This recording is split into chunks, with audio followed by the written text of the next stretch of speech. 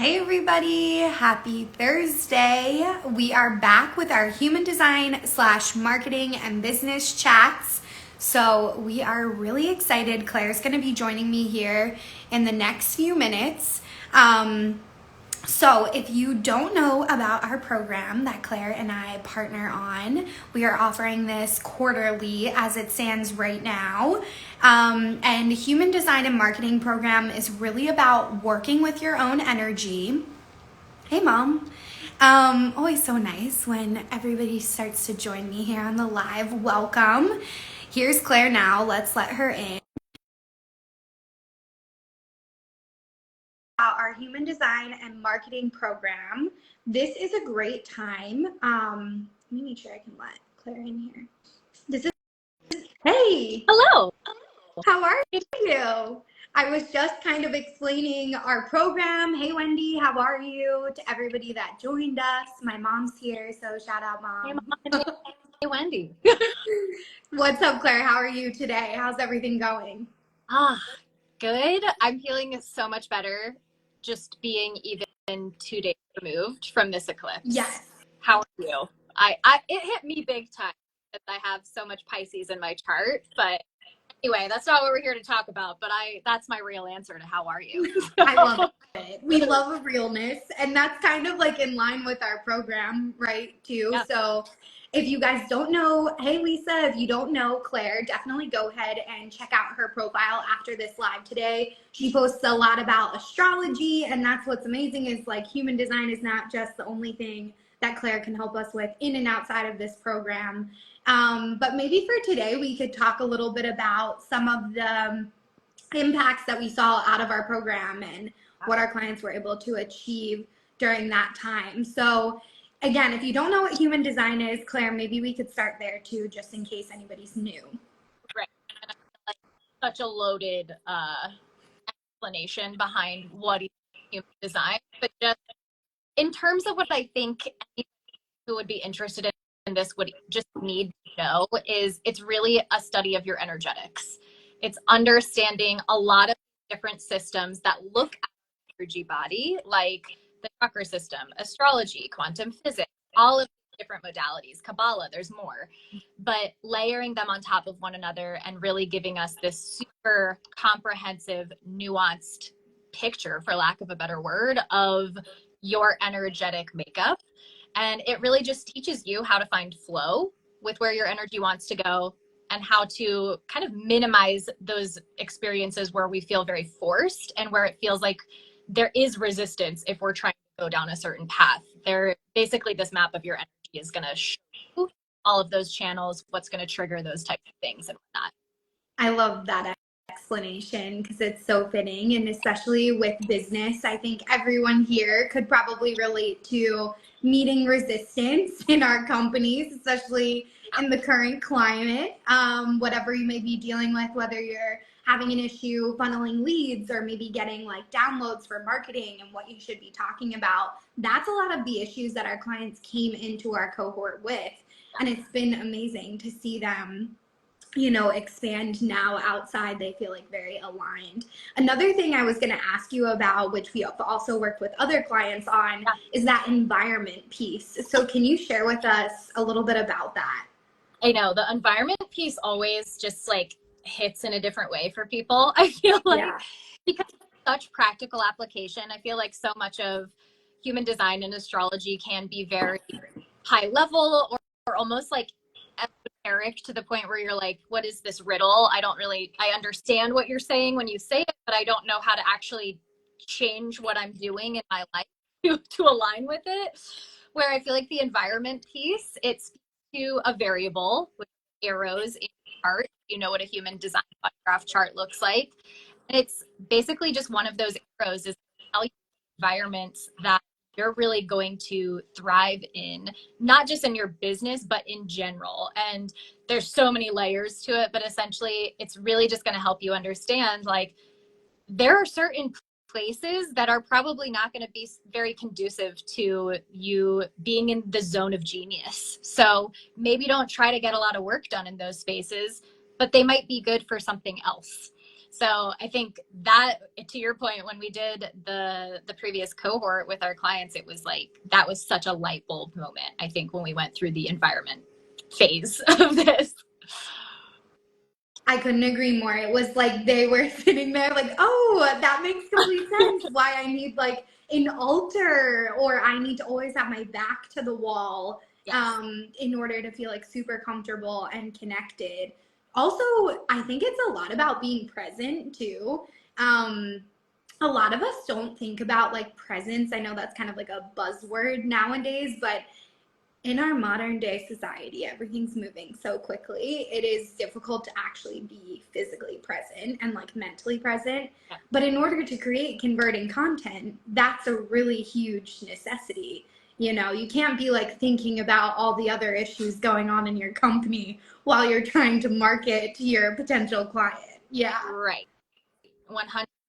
And I think the environment tool is really helpful for that specifically, because it's basically you what types of spaces, what makeup within that environment is going to really kind of activate something within you, whether it's focus or observation, because both of those two things are very valuable when it comes to how can we like actually support our clients, how can we be showing up differently in our business, whatever it is you're working on. So that piece is huge. And I think like the other variable that I feel like really was like a light bulb moment for a lot of us in the last round was just the one that speaks to our overarching way that we approach the day and schedules and routines and things like that. And some of our clients realizing like, oh, no wonder I'm always so resistant to a highly structured, doing the same thing every day type of routine.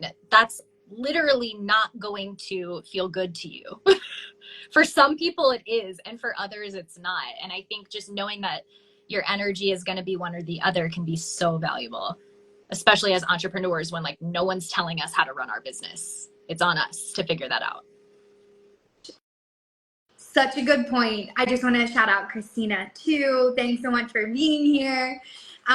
Yes, so I love what you mentioned about the entrepreneurial piece, because actually in my own company, I struggle with this a lot. I think every business owner does. Like, what should I be doing in a moment of crisis, or in a moment of pivot, or even like every day, as you mentioned? What do I get up in the morning? What should be my first task? And a lot of us end up just following a routine that another coach has given us. And I think that that's what's great about this cohort is we can give you examples of how it works for us based off of our designs, and maybe also give you examples based off of your design. And then throughout this month container, because we're actually going to shorten it, we were doing 2 months last time. This is now going to be a condensed, really intense version. So you'll see these results in about 30 days. And in that 30 days, you can trial and error with this. Like, you might spend one day doing a lot of structure, the next day ebbing and flowing with your energy. And honestly, as we both know, that's normally the best way to run your company. Yes, for sure. I think honestly, what's very interesting is I've obviously worked with a lot of entrepreneurs using this tool, and I think a lot of entrepreneurs do have what you and I both have in our charts, where it is the flow is actually the preferred way to wake up every day. It's not to say that we can't have routines and we can't have consistency or discipline or something like that. We love you back. But it's really just recognizing, I think it's interesting that there's a correlation there, at least with the people that I tend to attract and work with, where we tend to thrive best waking up, feeling into how we actually feel that day, and then basing our daily tasks off of that, because that's actually what's going to be most productive, for lack of a better word. And I think there's a lot of tips and tricks and nuances to this, but that's something that, to your point, my reason I think for loving these tools so much is because it's the opposite of the cookie cutter approach. Like, it's literally completely customized and designed to you and what's actually going to help you thrive. I can give you insights. Caitlin can give you insights all day long on what works for us. That's definitely valuable. But at the end of the day, you need to find your recipe of what's actually going to work for you. And I think human design and astrology are both just really great tools to help you figure that out. 100%. Like the first thing I always think about is a few of my clients that maybe had not a disconnect to intuition by any means, but just not tapping in or like giving themselves the responsibility and the opportunity to tap into their energy. Because I didn't either, right? Like everyone's normally telling us what to do the majority of our lives. So we take this leap of faith, it can be really uncomfortable. It's like, oh my gosh, no one's looking over my shoulder. And then we think, okay, either we're extremely unproductive or you go the other way and you become extremely overproductive without being converting anything, you know? Right. I think, unfortunately, pretty much every entrepreneur I've ever spoken to can resonate with the feeling of working all day long and getting no closer to getting a single client. And it's like, why did I just spin my wheels doing this all day for what? And that's such a frustrating feeling. And I think that's really what human design is teaching you, how to kind of like leverage these natural skill sets, the way that your energy is naturally wanting to flow, and minimize those things that do feel super forced. It's also going to be a great cue to understand, like, what can I outsource? If not now, later down the line, because there are going to be parts that are probably going to drain you and you're not going to want to do them. And I'm not saying that you know, we need to do that with every single thing. We're human beings and there are always going to be things that we don't want to do, but it's recognizing those things that are unique to you that are actually going to be draining your life force energy, not just feel like a drag every now and then. I love that. Yeah, it's really important. I think like when you and I are in this container, that our clients are open to trying new ways. So if you don't know your human design, or even if you do, maybe drop it in the chat, or if you have questions about your specific design. We did that on like one of our last few early lives and everybody loved it. So if you are just learning human design, maybe you don't know yours yet, I know Claire also has a link in her bio where you can go and fill out all of your information.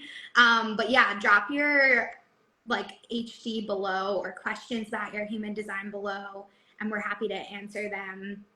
And I think, yeah, just kind of staying with this topic around other coaching containers. And for myself, it was so draining. Like when I first started my company, I didn't even think that it would be possible to have a team. And a lot of our clients in our last cohort were also experiencing that, where they're doing everything and not able to outsource. And maybe right now, at this moment in time, the outsourcing, as you mentioned, isn't going to happen. But we can help you create a plan. Okay, I'm making X amount of income. Maybe I take a price cut for 2 months or so as I'm training this person. Then I'm able to get them really honed in on their skills, and I'm able to outsource a bunch to them in a minimal amount of time. It's well worth the money because then you can go and scale. Or maybe you want to outsource selling, right? Maybe that's not your thing based off of your human design. So it can also be vice versa. But yeah, I love that topic because a lot of our clients did experience that. It's a big one. And I think it also really can be effective too if you're struggling to figure out exactly how to hone in your offers and your messaging. I think that's a side that I know that our previous cohort, like the clients were definitely really liking, just kind of having that validation, for lack of a better way of putting it, of being like, okay, I knew this was my skill set, but now that you've kind of held the mirror back up to me and confirmed that it is literally in my energetic blueprint, that makes me much more confident to kind of shape my messaging, shape my content, shape my marketing, my offers in a more specific way based on that. I think it really is just something that kind of, back to just recognizing everything as energy, it really shifts the way that you're actually presenting this information. And obviously you're providing like very specific, practical marketing applications based on the human design information we're sharing. But I think just in terms of the overall approach and the energy behind our clients' words, that's a big shift that can come out of this too, when you're just seeing these strengths in your chart in a different way. Oh my gosh, such a good point. I love that. Maybe we'll do a little bit of like what we do in our cohort with Lisa here, if you'd like. So normally how our cohort works, just for everybody listening, Claire will lead the first, meetings. And then in the following meetings, that's where I kind of connect the human design to your marketing and business strategies. Because sometimes it's not about your marketing. Sometimes it's underneath. Maybe something that you're not really looking at yet. So we'll do Lisa, and then here's Leanne. She said, just think how we can shift the whole world by truly knowing and understanding yourself. Oh, love you, Leanne. Literally the best. It's so true. This is very powerful as well. Like, in my own experience, when I'm working with my team, sometimes I know that I only have enough energy to work with my team that day, and I can't go to a networking meeting, or something's happening with a client and I need to pour a lot of energy into them. It also helps you keep your priorities straight, I feel like, when you come to business. Yep. Perfect. Okay, so Lisa's a generator 6-3, and then she said, but in true side real. Yeah. So, I mean, Lisa, I know you can't talk, which I wish that people could talk out loud. I'm like, oh. Does one of those tend to resonate with you more, I would say? And while we're waiting for you to share that, I'll just speak to the 3-line, because either way, you have a 3-line in your profile. And I think knowing that, if you're not familiar at all with this, the profile, which are those numbers with the slashes, like Lisa just shared in here, that's going to speak to what I always think of as these kind of archetypal roles that we're playing. If life is a movie, these are the roles that we're playing in it. And one of them is going to be more conscious to you, which is going to be the first number. The other is going to be something that you might be aware of is a part of you, but other people probably see you in this light. That's the role that other people are going to cast you in. But ultimately, it's a joint thing. We're looking at both numbers and the energy associated with these numbers as it relates to human design. So with that, just so you have some context, the 3-line is called the martyr. And I want to say right now, especially if you're Googling or you have Googled anything on human design, do not take things so literally based on how they are labeled. I know this is something a lot of human design practitioners get heated over, myself included. I just think the naming system is horrendous in a lot of ways. Just remember, a human being named these things. So anyway, with that in mind, the martyr line, what it's really trying to say is this is all about experimenting. This is all about trial and error and learning through doing. It's not to say that you can't learn or you won't learn from somebody sharing information with you, from you reading a book, from listening to a podcast, but it's not going to land for you in a certain way until you have firsthand experienced it with that 3-line. So I think that's the biggest thing with it. It's the live and learn is the biggest thing to note with that. Knowing that you have it in either one of your charts, I think that's just a really important thing to know, especially as an entrepreneur. What a permission slip to be able to just try things and not feel like you have to stick with it. That's the point. There is no failure when you have a 3-line. And I think that's such a freeing thing to know that you are here to experiment. And that inherently means that you can't fail. You're doing it to learn something. Yes. Throwing spaghetti at the wall. Yes. I feel like a lot of coaches actually talk about too, how we don't want to be throwing spaghetti at the wall just to see what sticks. And I get that. I personally don't. I don't have a 3-line, and I really don't have a lot of 3 energy in my chart at all. I have a 5-line and I have a 5-1. And I think that resonates for me, but for you, it's probably the opposite. That's actually what's going to be natural to you and the best way for you to actually learn. So this is where, again, we're all different. That's why I love human design. That's the beauty of it. Yeah, that's so great. Thank you so much for giving that example. And I think I actually have a lot of 3-line energy in my chart. And Lisa and I know each other very well. And we're constantly experimenting together, feeling into her energy, what feels best. And in my experience, I actually started my business because of a situation where I was literally trial and erroring at a previous job. And we were able to grow an Instagram account from 18,000 followers to 500,000 followers in 30 days out of this experiment. So you really never know what's going to happen. Perfect example. Like, I just feel like it's such a, to me, it's one of the most fun lines because you literally have this permission slip to just try things and play. And like, if you have a one line, for example, like I do in my profile, I don't want to say it's an opposite energy, but it's the other version of learning. The one line is the researcher. Like, to me, that feels so much more natural for me to actually dive into a million books and podcasts on a topic and learn through that. And this is something that my sister has a 3 line in her chart. I am a 5-1, and something that she and I have always talked about since we were children is how she's like, why do you just like know things without doing them? Like, it's always been something before we had any context of human design. And I can totally see how I can have a full conversation with her and tell her something, but I know it's not going to land with her until she's actually done it herself.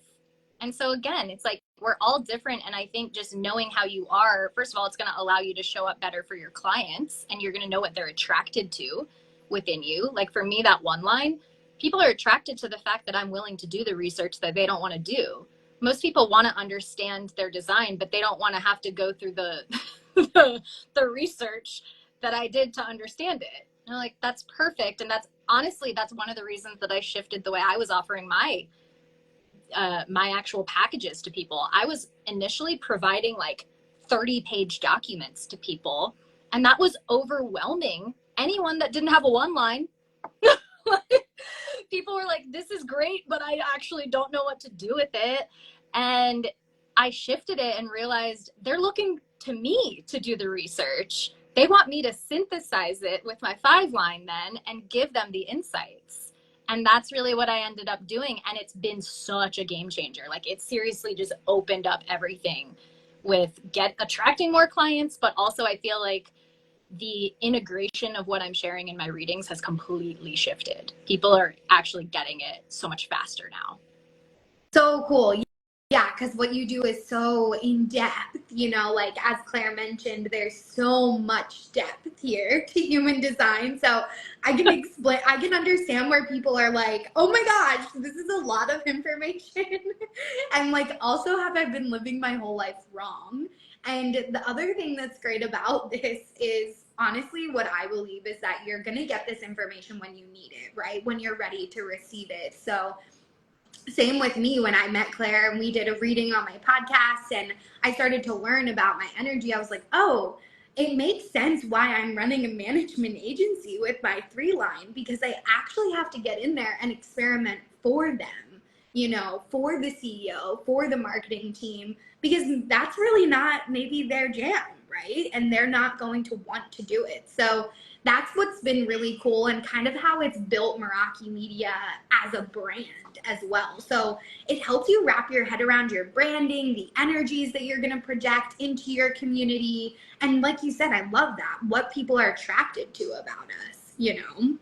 For sure. I think that's really helpful to understand, because even like when we get testimonials and things like that from clients, I think they're often like, Caitlin's so great. I loved working with her. She was so supportive. But it's ultimately like, we don't necessarily know what drew them to you in the first place before they knew you. And I think that that can be a really helpful thing to understand, which to me, the chart completely shows us. Like, and it kind of is just holding a mirror back up to you so you can see that. And I think another thing I do want to just really briefly touch on and go back to that you had mentioned earlier, which was just learning how to actually connect with your intuition and the way that it's speaking to you. Because I want to be clear, it's not that you're disconnected from it and you like don't hear it or whatever it may be. It's learning how to kind of like strengthen that muscle. That's how I think of it, for lack of a better way of putting it. You can know it's there and oftentimes maybe even regret that you didn't listen to it, because you have the hindsight is, 2020 situation. But this is about learning how to catch it live, because you understand how it's speaking to you. Everyone's intuition is going to give them messages in a different way, and human design is going to give you an idea of how it's speaking to you so that you can be more likely to actually tune into it. You can work on developing that connection with it. And I think we can all agree that as business owners, that's a huge leg up to be connected to your intuition and know how to really just trust when something is or is not for you. Such a great point, and like taking your power back. Like even myself, you know, it's human to just want the answers. I was actually on with Christina yesterday, and she was doing a reading on me, and I was like asking her all these questions, and she goes, you know them, right? Like we know innately within us. Second that she said that, I'm like, yeah, I know exactly what I need to be doing. I know exactly why XYZ is occurring. And it kind of, like you said, gives yourself the permission to tap into that line or tap into that like stronger lesson behind your human design and say, okay, this moment in my life is where I'm actually supposed to be experimenting because I have more space in my business right now, or because I'm looking to transition or pivot. And yeah, just giving yourself that permission. So such a good point. Totally. I'll super quick example because actually one of our previous clients from the last cohort, this actually happened after it ended. She messaged me after the fact. So just to give context, it was a splenic manifester. And when you have that splenic center as your intuition, as your inner wisdom, your authority, it's basically saying you have some level of claircognizance. And if you're not familiar with that, the way I always describe it is like, I don't know why, I just know. That to me, that's the best way to describe what that type of intuitive hit feels like. It's like I have no context of why actually my logical brain is trying to talk me out of this right now. My conditioning is trying to talk me out of this right now, but I just have a knowing that this is what's happening right now. And the long story short is she actually had this knowing come through while she was in a meeting with other people, and she was feeling the manifester resistance come up, where she was expressing this really progressive, innovative idea, and it wasn't getting received because she could feel that there was a disconnect. And this former version of her would have jumped into people pleasing, or would have jumped into taking it very personally, like nobody gets me, I don't know why I always am the one that gets squashed down. And instead she recognized completely what was happening, that she was a manifester, she had this knowing, and she decided to kind of pivot how she was presenting it. And she was like, it ended up completely landing differently, and the conversation went in a totally different direction than it would have gone.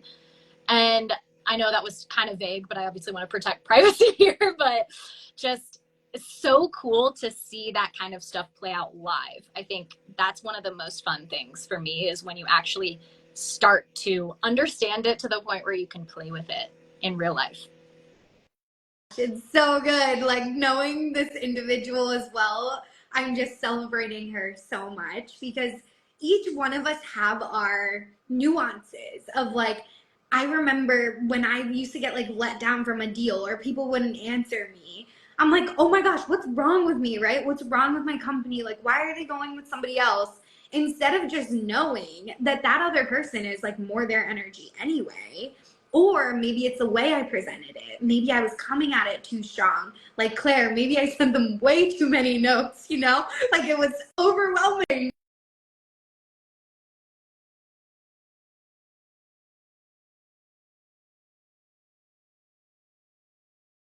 Of their words inside my pitch, so they don't understand that I'm talking about the same thing. You know, like most of the time it's just a communication issue for the most part. Totally. And I think that's one of the kind of like byproducts, I guess I'll say, where we're not directly over here changing your messaging and like giving you a new I help so they can statement. That's not what this container is. It's helping you to understand yourself, kind of like Leanne said earlier, the power of understanding yourself so deeply that you're going to just show up as a completely different version of yourself, the more authentic, the more empowered, the more magnetic version of yourself, without even necessarily trying to. Because I think that's an important thing with human design.